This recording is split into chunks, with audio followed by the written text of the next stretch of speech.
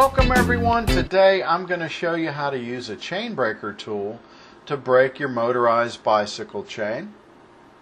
Check the link out down below if you're looking to purchase the correct size chain breaker tool for your motorized bicycle chain, or if you want to purchase an upgraded heavy duty chain that's going to be stronger than the stock motorized bicycle chain.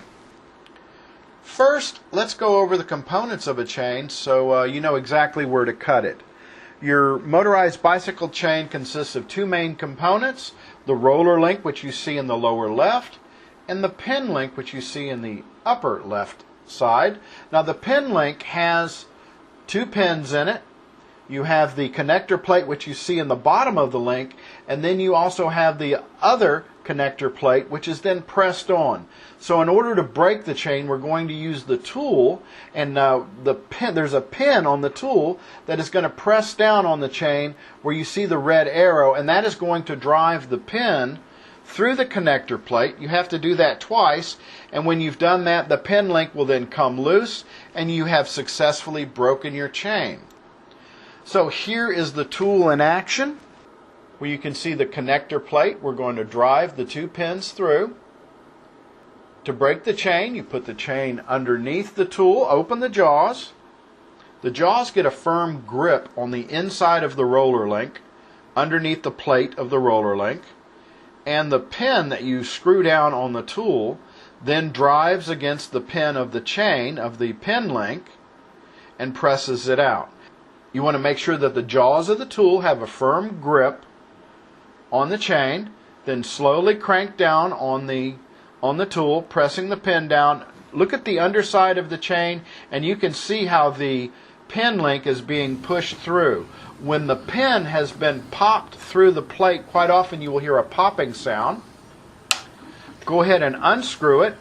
Let's reposition the chain so we can drive the second pin out of the connector plate. Make sure you have a good grip of the jaws inside the roller. Go ahead and push it down. Sometimes with a chain, the pin link and everything will just go ahead and fall loose at this point here. Quite often your newer chains are pretty stiff and it's pretty hard to get that pin out, even though we've popped it loose from the plates. So sometimes you need to wrestle with it. Quite often I will use the tool to go ahead and finish the job. I put the chain back into the chain breaker tool and use the pin on the chain breaker tool to push out my chain link. And sometimes that's not even enough, so I have to use a pair of needle nose or a screwdriver, a flat blade screwdriver, to go ahead and pry the pin out. And here you can see how the pin has been forced out of the roller link using the tool. So now that you have your chain cut or broken, we want to go ahead and join it with a master link or a connector link, and I'll show you here. You can see the groove here. Now the master link is held together using a clip which is going to snap into the groove there. You fit the pins of your master link through the roller links. Put your connector plate on. When you put the clip of your master link on, you want to be careful to note the rotation of the chain. Here we see the closed end of the clip. I want to make sure that the closed end of the clip is pointing in the direction of travel on the chain. In order to get the clip to go onto the master link, I'll use a pair of needle nose pliers. Make sure it's aligned with the groove, and to remove it, you can just put the needle nose pliers against the pin and the other jaw against the clip and pop it right off.